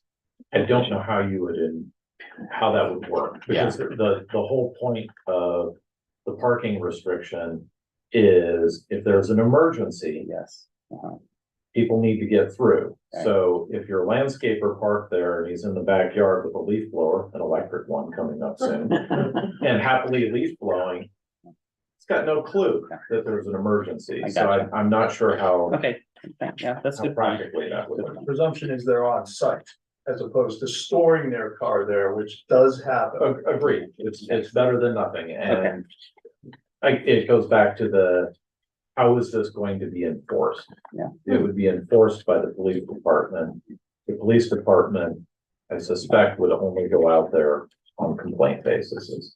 All right, so the last question I had was, if we recommended to the city council to put in no parking in this area, and then for whatever reason we wanted to change that or change parts of it, which seem unlikely, but that would also require going back to the city council to change it at that point. That's correct? Okay. All right, so I'm done with my questions. Any other commissioner questions? Yes, I do actually. What about putting a median line all along the road so that people have a sense of how much room there is, you see, as opposed to on the side, putting it in the middle? There isn't enough room to put a stripe in the middle of the road. You have a bike lane on either side. All right, no, that's fine. Thank you for asking that question. Okay, so the staff report had a draft council resolution. Did any of the commissioners have any comments about the draft resolution or any concerns? I personally, shall I? Yeah, please do. I personally lean toward Matt's white lines. That would be my preference. Right, but what about no parking on the street? It's a very good question. Yeah, I know. Okay. It's any discussion, any thoughts you want to tell? Why don't we go around and say, what are your thinking? Thoughts on the resolution? Or Well, maybe we could put up the maps. So I was a Transurc representative to the General Plan Advisory Committee and worked on the safety element. This is a series of maps that the consultants produced, and Boyer Circle is the lima bean right there where his cursor is. And so I just want to show you two of the layers. There's a number of fire safety layers that the consultants pulled together. That one is a CPUC fire threat fire threat area map. And what it shows is that basically 90% of Boyer Circle is considered a tier 2 fire threat area, which means there's an elevated risk of power line associated with wildfires. So who created this map? The map was the polygon was the CPUC, the California Public Utilities Commission. So they're responsible for my house being uninsurable now. They've been working on PG&E issues, and so they've created this to try to help. I think PG&E to focus their efforts to improve their distribution line safety. I think my insurer got a hold of it. It's public information. It's public information. The state's looking at it. So if you could open up the other one, the wildland ribbon interface, we could turn off. So the other one that the safety element consultants provided was this wildland urban interface map, which just shows that Boyer Circle is in a combination of intermix and interface. And intermix is the yellow, and that's basically where you've got vegetation that's seen in wild areas, coyotes in the wild areas, with homes interspersed, and then interface is just next to that. So my feeling is that the fire risk is significant and that safety is a very important concern for this matter. Okay. I have a question. Yeah. What is a red area? I see the yellow, but then it's red, right?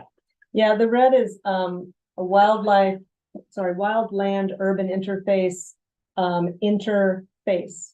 Okay. Which means it's next to an area that is either wildland or intermixed wildland and houses.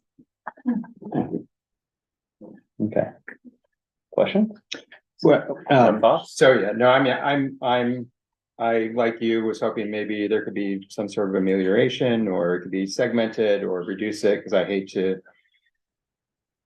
sort of broad, ban on parking, but in looking at the contrast to fire requirements, in looking at the city requirements, I agree with Stella that this is a safety issue.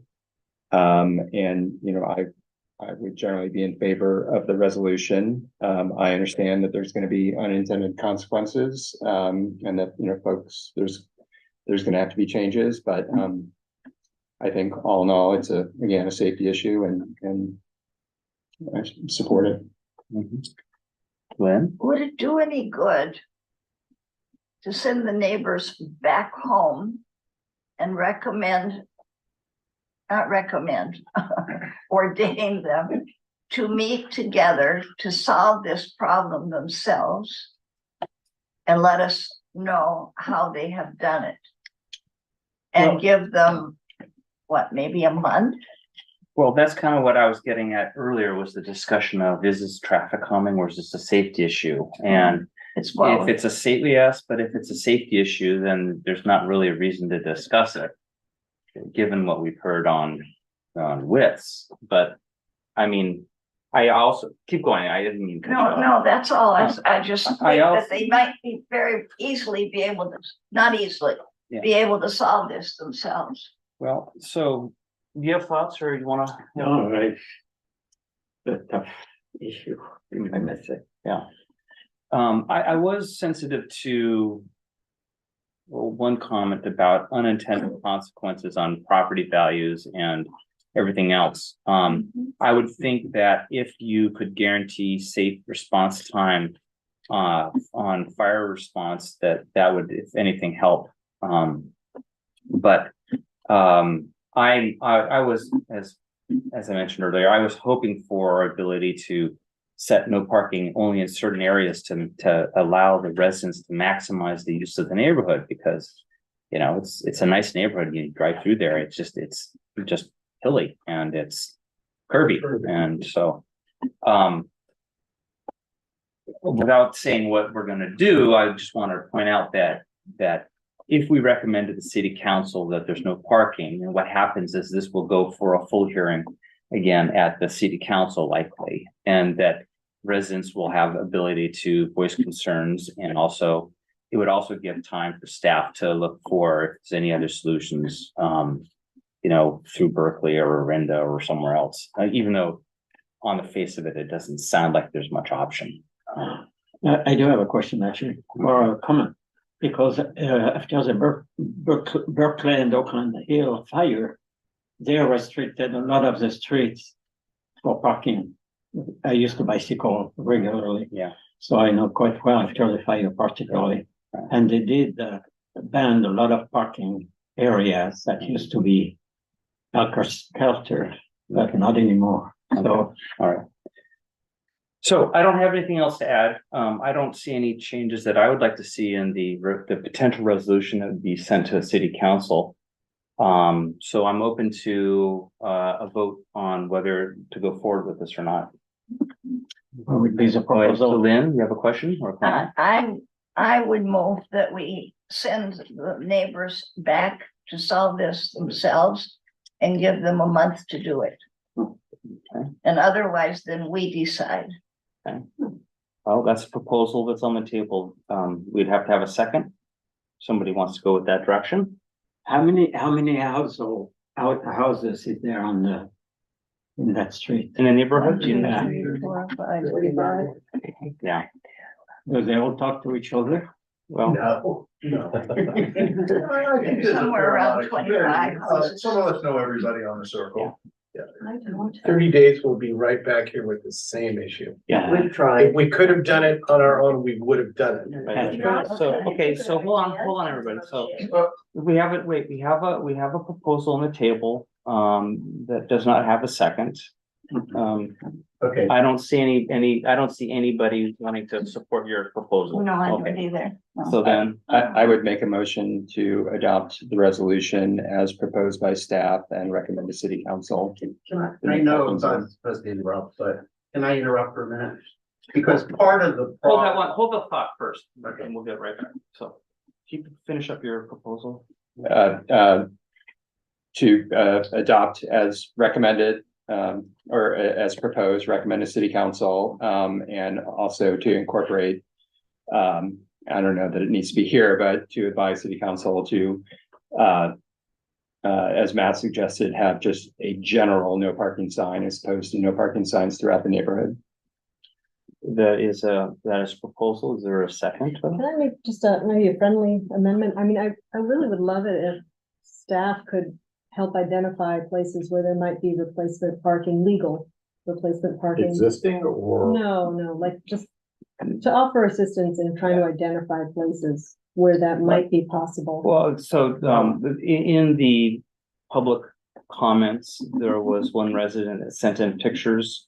They weren't identified as to the location, but there was several pictures that suggested that there might be opportunities to increase parking on the sides of the road. And I think that's what Stella might be referring to. Yeah.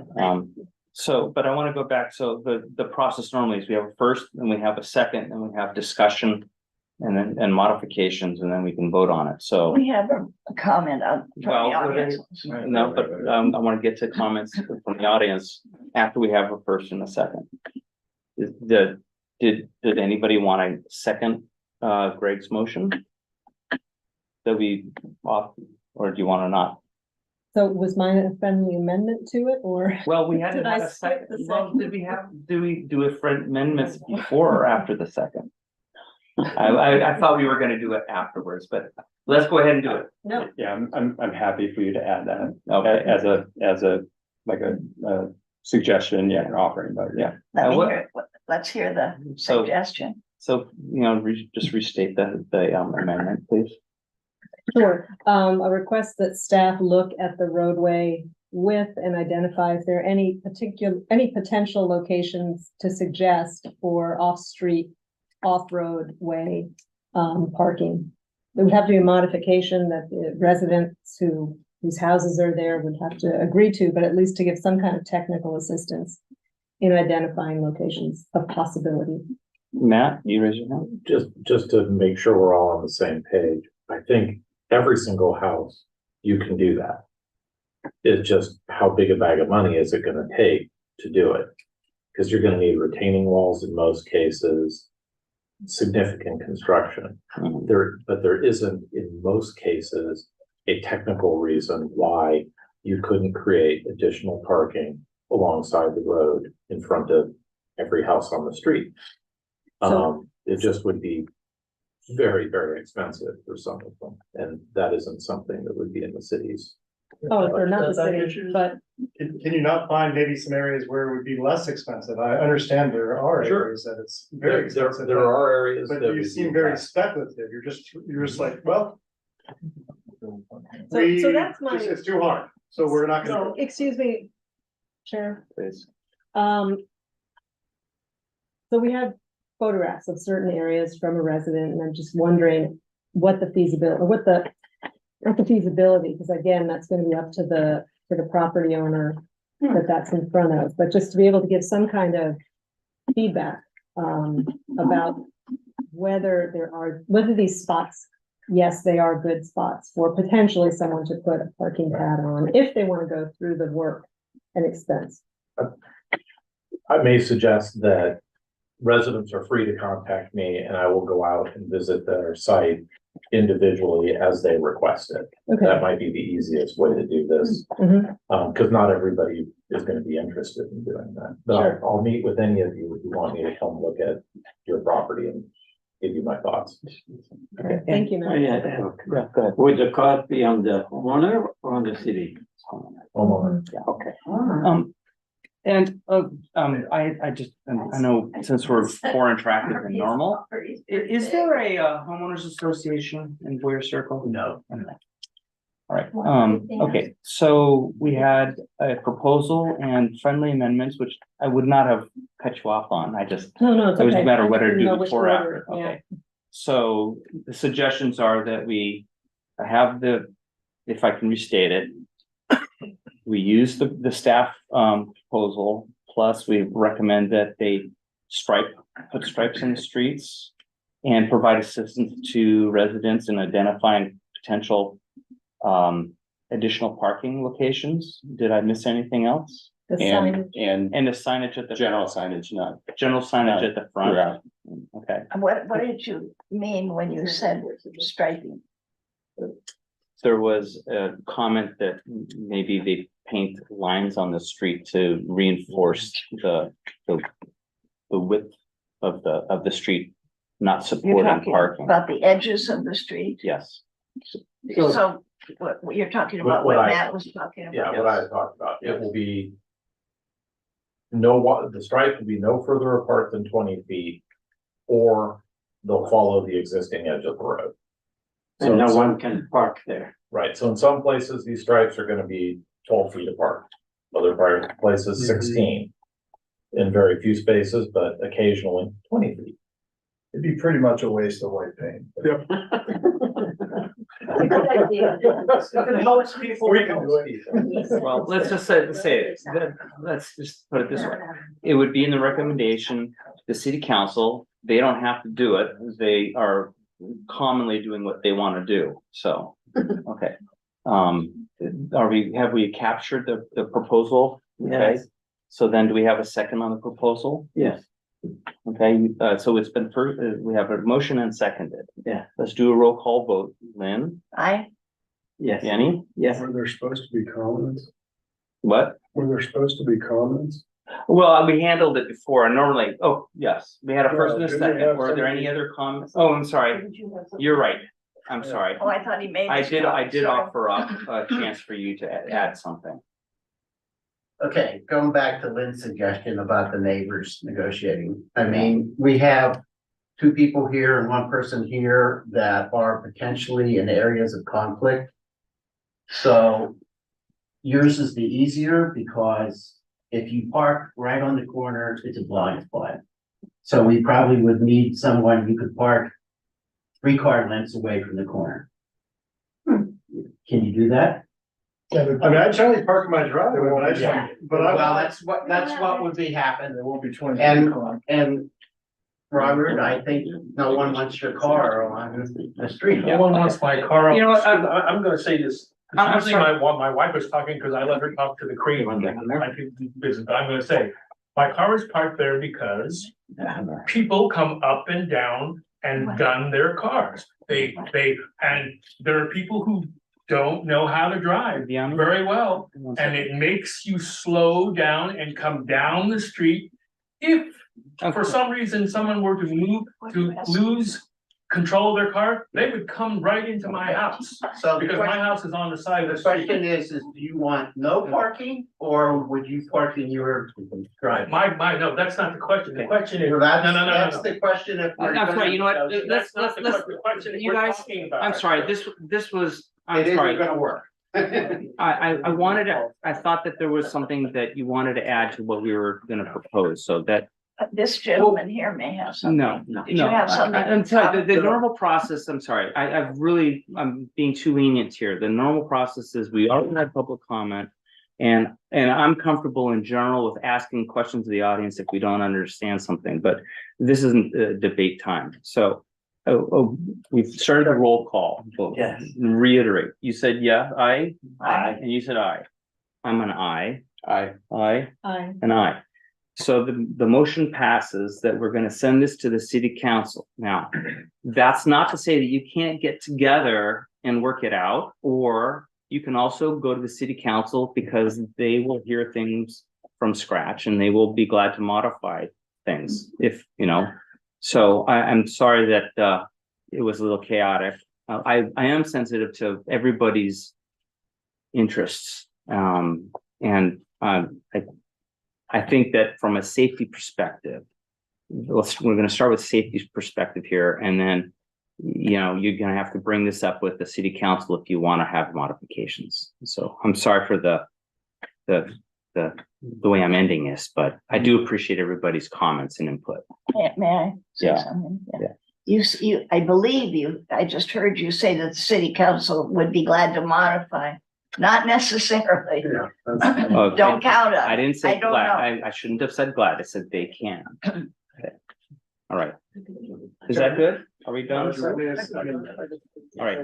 Is Patrick, well, wait. Okay, no, so we're done with Did this we ask item. Patrick? No. Did we take care of everything?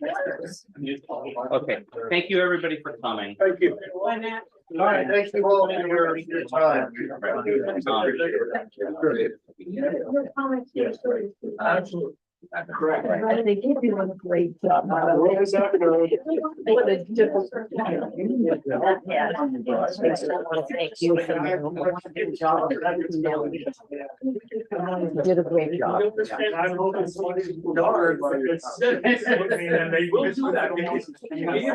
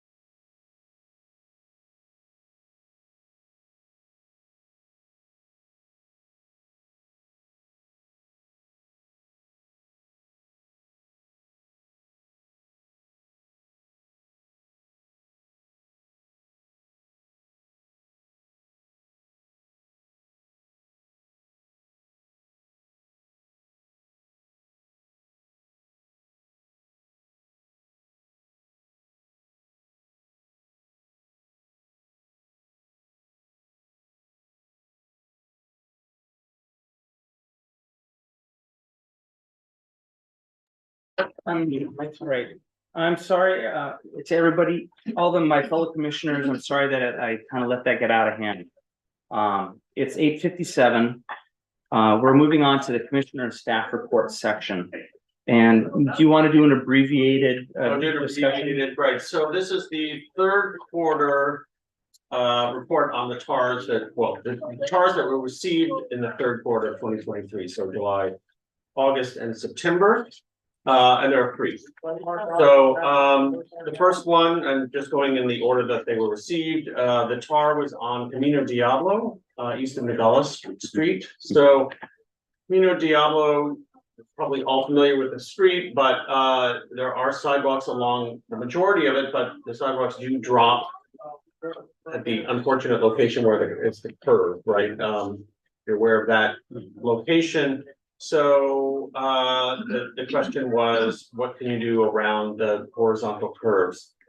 Horizontal curves is a topic I brought to the commission at the last TAR report that it's a very common issue, and we, Mike and Matt and I, throw everything we can at it, signage, posts, everything that the engineering guidance provides to us. And it's an ongoing issue. We continually hear about speeding at these horizontal curves. This location does have, you know, all the engineering bells and whistles. We're just stumped at how to address this without putting in a sidewalk, right, which is expensive and infeasible. This is a priority 4 location on the list of unfulfilled sidewalk gaps to construct. So more thinking needs to be done about that issue, not only in Camino Diablo, but elsewhere as well. Can I ask questions? Yeah. As we go through. Please, yeah. So I'm very familiar with this location, Mhm. and there is a pseudo walkway on the other side of the guardrail. Mhm. So basically, Yeah. you're behind the guardrail. It's only on the east side though. So was this TAR specifically talking about, I'm not sure exactly which side it is, but if you were coming out of Nogales and you were not crossing Camino Diablo, but you were coming out of Nogales and turning east, Turning right. Turning to go right. towards Walnut Creek. yeah. Yeah. Yeah, so that is the location that they're speaking about. Right where it kind of goes east to south, the curve. Yeah. Right there, that's where the sidewalks drop. Okay. Yeah. Well, because there is And this, then they pick up again once the road goes south. yeah, so it's a very long distance on that side of Camino Diablo, which is the western side, once it Mhm. gets to be a straightaway. Yeah. It almost is all the way up the tennis court driveway. There's a sidewalk that's on the eastern side Right. of Mount Diablo that goes down further. So I guess I'm just wondering if for this particular condition, if putting in a safer crosswalk, so someone from Nogales could cross to the eastern side of Mount Diablo, or sorry, Camino Diablo, Mhm. and then use this walkway, which is behind the Right. guardrail. Because at that point, there is a shoulder they'd have to walk in, but it's straight away, it's very wide. Yeah. And there's also an unimproved, kind of gravel Yeah, right. area that then turns into a sidewalk. Right. So it just seems that that's like the safest Mhm. way to navigate. The problem is though, that you can't cross from Nogales across Camino Diablo safely because it's the part of the S curve Right. and you can't see either direction. I think it's a tough one. I mean, I think a crosswalk, At what location though? Nogales, At Nogales? Yeah, okay. Well, that's easy. Programs would need to be installed if we're installing a crosswalk, but and they are curved. Both sides are full sidewalk and curb right I there. believe so, yeah. Yeah. Mhm. Yeah, so it's a modification. Because, I mean, I've walked the other side and it's absolutely true. Mhm. It's scary. Yeah. Yeah. Because you're that much closer to the cars, whereas on the Right. other side, you're behind the guardrail, you're a little bit further away from them. Not much, but a little bit. Vianney had a question. Yes, are those quote unquote fake sidewalks? Or is they just like a little curb? It depends on where you are along the street. So there are proper sidewalks along, I would say, the majority of Camino Diablo.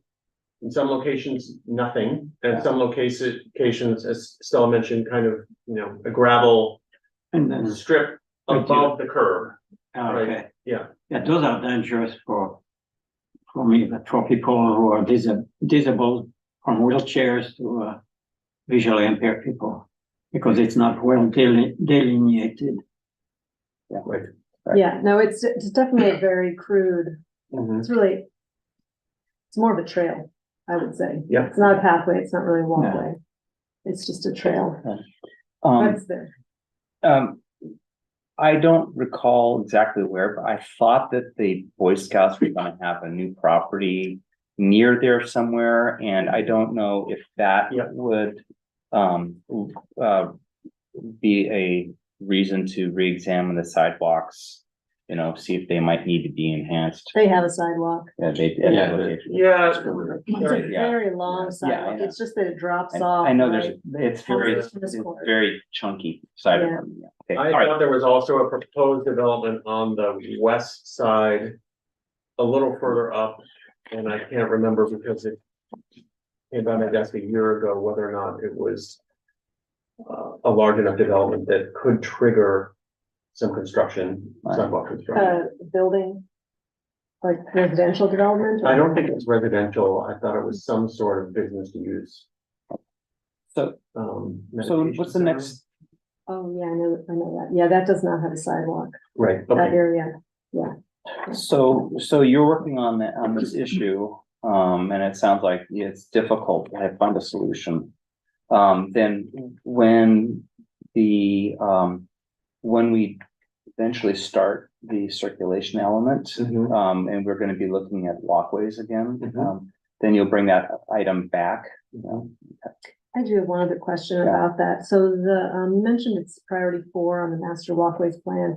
That's from a long, long time ago. And I know Mike asked us in 2020, maybe, to prioritize, to take a look at it and kind of mark our top 3 or something. That's And I right. don't know whatever happened to that. I found it. Oh, good. I think I saw comments from many of you, if Yeah. not all of you. I just haven't done a walkways master plan update Yeah. to reflect what I'm assuming was a pretty limited, but I can go back and I can double check where that, if that segment was.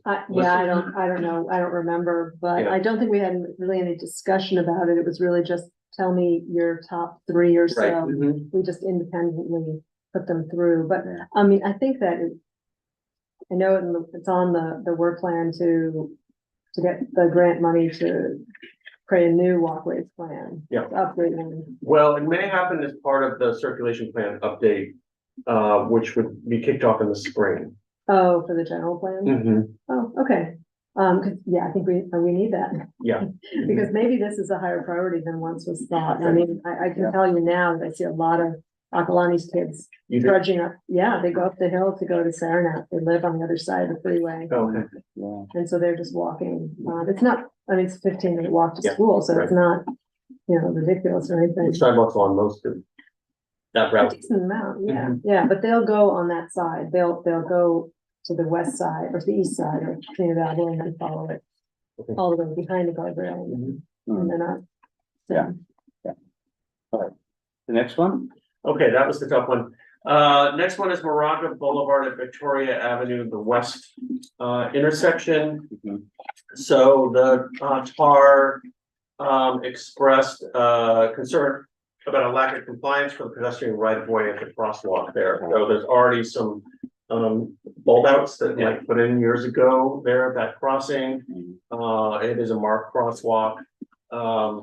And the request was for a pedestrian crossing sign, which I installed. So I took care of that administratively. The rationale was that Moraga Boulevard was listed as one of the high injury networks in the local road safety plan. There is kind of a natural connection from there to the trail via Foy Street a little further down. And so I thought it was justified to add the signs. And then the third TAR is Boyer Circle. Yeah. Okay. So, anything anybody would like to share with the fellow commissioners or questions for Patrick? I have some questions. Okay, great. So Pleasant Hill Road, there's a lot of Caltrans work right now going on. They're doing a huge amount of work to put in our RFBs at all of the ramps. And I'm wondering if the city has a contact at Caltrans or if they have schematics for the work that explains what's happening. I wish Matt was still. I here. wish Matt was still here, but he's going back to council next Monday with his latest update, right? So On Caltrans? on the Pleasant Hill Road Pathway Project. Oh, right. And since most of that right of way is in Caltrans right of way, I can ask him. Okay, yeah, it's the specific work they're doing right now Mhm. to get ready to put in their RFPs, and it just, I'd like to know what the full plan is, if there's a schematic that describes it, because they're doing stuff that I just wonder about, like they had a ditch witch all up and down the whole road, putting conduit in pretty much along the bike lane stripe, almost from Mount Diablo, kind of up past Acalanes Avenue. And it made me wonder, are they putting in sensors? What are they doing down there? Okay. So I'm wondering about that, and also, if there's like what their striping plan is. And also the last part is down at the end, Mount Diablo. There's a number of cones that are just over some bolt kind of heads, but there's a lot of them. There's two on the east side by the freeway on ramp. There's two over at the far southwest corner. And I'm just wondering what they're thinking. Are they talking about maybe, are they planning heads or rather call buttons? It's just not really clear what they're doing. One other thing I guess I'll just note for the other commissioners is that I took a look around, and it turns out that they actually are putting an advance signal of some type further down the ramp. So if it's an off ramp, it's going to be about 200 feet down from the crosswalk. Something they're getting, they're getting, like there's a conduit for electrical, and then there's kind of Flashing warning. yeah, I imagine. Yeah, so there's something there, and then they're trying to put in, it seemed, warnings on Pleasant Hill Road in advance, but the one that's on the southbound side is just really, unfortunately, very close to the actual crosswalk. They couldn't, I guess, put it underneath the overpass for whatever reason. So, but anyway, there's a lot of stuff that they're doing, and I just would love to know more about what they're, what's gonna look like at the end. Call Caltrans. Ha! Yeah, I know, you need relationships because it's otherwise hard to get. So, I will ask Matt to, he's been working with them on this project, so Oh, okay, he great. should have. Yeah, that would be great. Not on the Caltrans project, I mean, his project. Right. Oh, his project. Okay, well, hopefully, they've shared some of this with the city. I don't know. I mean, I'm happy to call their public information office. And I'll let you know if that stuff is necessary. I can give you a contact. Oh, yeah. Two of them. My recollection was that the Caltrans was doing multiple improvements to different intersections all over the state. This right, and so there's got to be a master guidebook of what they're trying to accomplish. So yeah, I've seen a flyer. We like I've to seen think so anyway. I saw just basic schematic that just showed the post miles where they were going to be doing this. But other questions? Any other topics? Questions? Well, one thing. Yeah. Not a question. Just All right. want to put on record, great thanks to the engineering crew, Patrick, for helping to bring the Quant walkway up to just really fantastic shape. Really bringing it up to top quality asphalt, paved, bermed walkway. It's great. I just have one question about the fire hydrant in the middle of it. Yeah. Is there any way to put any sort of protective thing there? I mean, it's bright white. It's not a dark path, which is good. But like, I can just see a kid riding his bike, and it's right in the middle of the path. It's right in the middle of the path. How about the reflectors? Maybe, I don't know, but I just. I don't understand what you're talking about. Which one? What place? It's Quant. Quant? Quant, when you go around the curve and you start to go up the hill. And there's a new path. On the right side of the road. Okay. They rehabilitated the path that was just crumbling, and they've done a great job. The problem was this ebb mud fire hydrant. That's exactly in the middle. And so as I understand it, Tim Clark, the engineer, he widened the path a bit in to allow the 4 foot, but it is in the middle. Of the path. Thank you. I mean, there was a budget issue. Yeah, the ebb mud. So do we need to ask Matt if there's anything if he can examine it. I can take the question back to Tim Clark, who's overseeing that. Okay, Tim Clark, then, Yeah. yes, that'd be great. Yeah. Any questions of staff? All right, then I thank you for your work on Boyer Circle. One more, piece of information, December 7th, is a public open house and workshop for the Connecting Lafayette Downtown Pathways and School Safety Project. So, that'll be held, December 7th at 6:00 p.m. at Lafayette Elementary School, at the multi-use room. And, I would encourage all the commissioners to please come. And that's okay with quorum, because we're just going to be observing and, yeah, okay. We can all come then. Correct. No. What was the question? We can all come. Sure. Okay, thank you for that reminder. That's a great reminder for everybody listening after the fact. I just wanted to go back to, again, this Boyer Circle. I apologize for letting that get out of hand. I was trying to make sure there was enough public interaction because I felt that the previous meeting, I didn't do enough deep dive into some of the issues. And so I wanted to make sure that we had enough vocal representation, although I think it was pretty clear that the issues that exist need a little more cooperative work on the neighborhood's part. But from a safety standpoint, I think it was a good resolution. I don't think you let it get out of hand. Okay, well, anyway, but I thank everybody for coming and for your time, and thanks. This meeting at 9:15 is now adjourned. Thank you.